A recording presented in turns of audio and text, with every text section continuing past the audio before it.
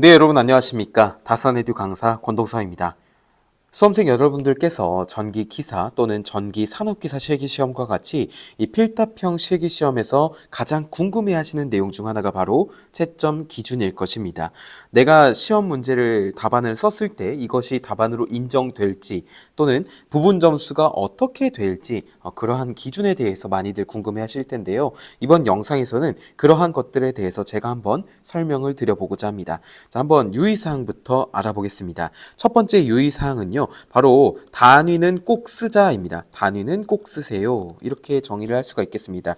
물론 예외도 있습니다. 문제에서 단위가 주어진 경우 예외 이렇게 쓸 수가 있겠어요. 수험생 유의사항에도 나와 있게 되는데 예를 들어서 문제에서 다음 전압은 몇 볼트인가 전류는 몇 암페어인가 라고 했을 때 이 볼트와 암페어가 주어져 있다면 단위를 생략해도 됩니다. 하지만 문제에서 단순하게 전압은 얼마인가 전류는 얼마인가 이런 식으로만 물어봤다면 우리가 꼭 단위를 적어줘야 되겠죠. 자, 그래서 제가 개인적으로 추천을 해드리는 것은 단위는 그냥 꼭 썼으면 하는 마음입니다.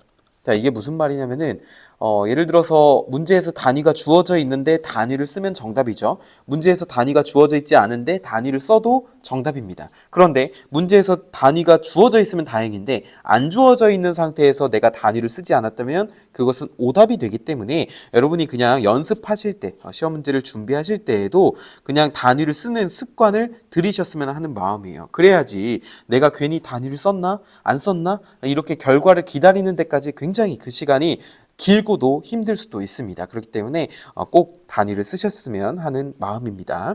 자, 두 번째 유의사항은 다음과 같은데요. 바로 계산 과정을 요구하는 문제, 계산 과정 땡땡 이렇게 나와 있고 그 옆에 답 땡땡 이렇게 나와 있는 문제가 있어요. 자, 이런 경우에는 계산 과정과 답이 모두 정답이어야 정답으로 인정됩니다.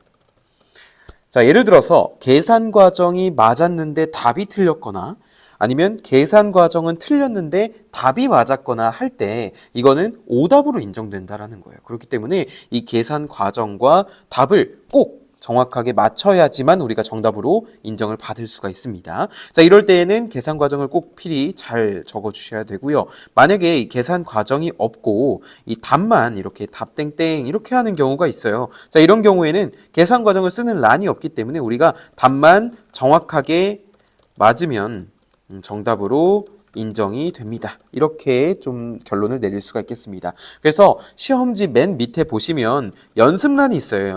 연습란을 적극 활용해 주시면 좀 더 좋은 결과를 얻으실 수가 있습니다. 이 연습란에는 채점에 영향을 끼치지 않기 때문에 거기에 연필이든 샤프든 볼펜이든 어떤 것이든 표기하셔도 좋습니다. 그래서 거기서 깔끔하게 정리하고 우리가 답으로 정리하자고요.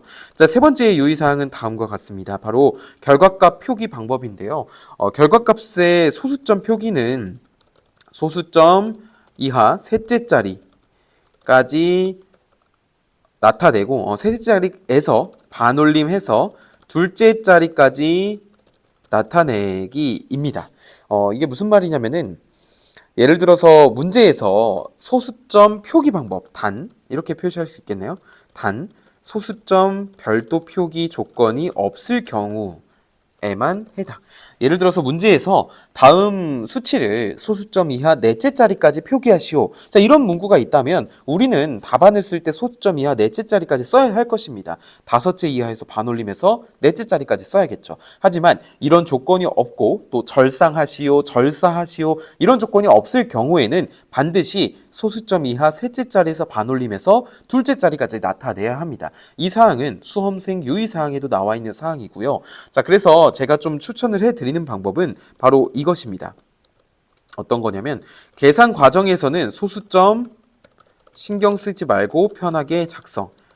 답을 쓸 때만 정확하게 이렇게 좀 결론을 내릴 수가 있을 것 같아요. 우리 답안 표기를 할 때 소수점 조건은 최종 답에만 적용이 되는 개념입니다. 그렇기 때문에 계산 과정에서 소수점을 어떻게 표시하든 상관없거든요. 단위를 계산 과정에서는 생략해줘도 됩니다. 그런데 이 최종 답안에서만 단위 꼭 써주시고 소수점 조건도 잘 지켜주셔서 우리가 꼭 정답을 맞힐 수 있도록 평소에 기출문제를 공부하실 때 연습할 필요가 있습니다.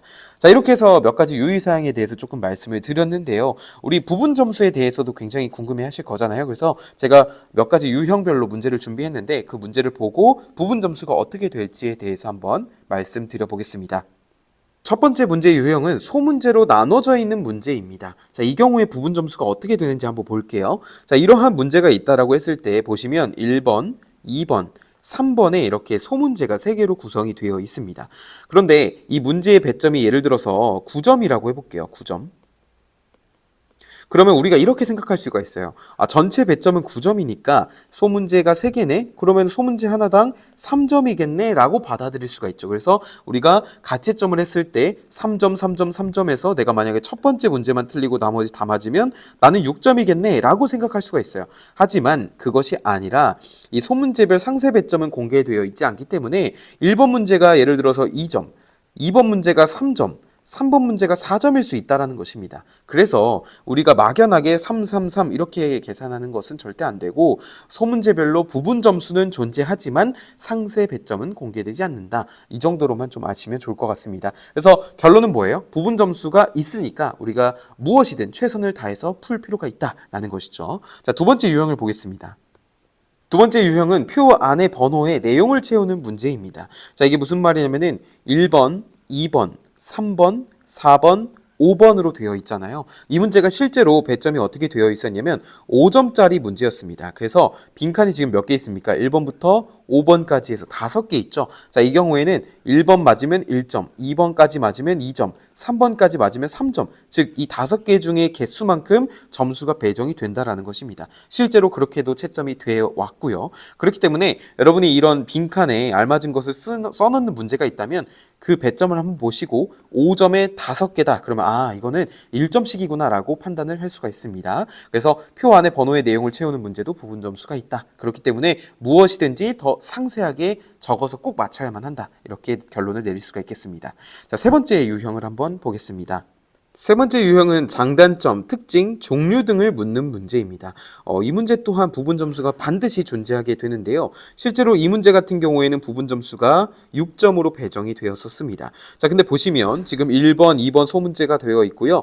4가지, 2가지로 되어 있어요. 그렇죠? 그러면 한 가지당 지금 보시면 6점인데 6가지가 있으니까 한 가지당 1점이라는 것을 우리는 예측할 수 있습니다. 실제로 그렇게 채점도 돼 왔고요. 그리고 이 요구한 개수보다 많을 경우에는 개수만큼만 위에서부터 채점 대상. 자, 이렇게 써 있는데 이렇게 예시를 들으면 좋을 것 같아요. 예를 들어서 제가 1번 문제를 풀었는데 4가지를 쓰는 건데 A, B, C, D를 썼어요.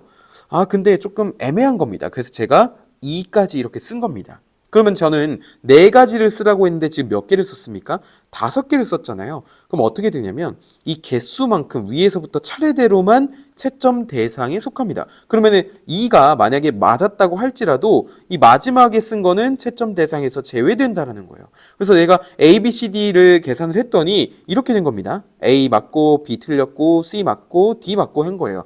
그럼 내가 생각했을 때 나 5개 썼는데 4개가 맞았네? 그럼 나 맞겠네? 라고 생각할 수 있겠지만 실제로는 2는 무시되고 A, B, C, D 순서대로 채점이 되어서 저는 총 4개 중에 3점을 얻을 수 있게 되는 것이죠. 그래서 우리가 여기서 알아가야 할 것은 확실한 것만 먼저 적자라는 것입니다. 그래서 우리가 이것을 좀 유의해 주셔야 되고, 자, 정답과 오답을 함께 기재한다면 그거는 그냥 오답 처리가 된다는 것도 명심해 주시면 되겠습니다. 네, 이렇게 필답형 실기시험의 채점 기준 그리고 부분 점수까지 함께 알아보았습니다. 영상에서 다룬 내용뿐만이 아니라 기타 궁금하신 내용이 있으시다면 언제든지 이 영상에 댓글로 남겨주시면 제가 성심성의껏 답변 드리겠습니다. 저는 또 다음에 좋은 영상으로 또 여러분께 찾아뵙도록 하겠습니다. 감사합니다.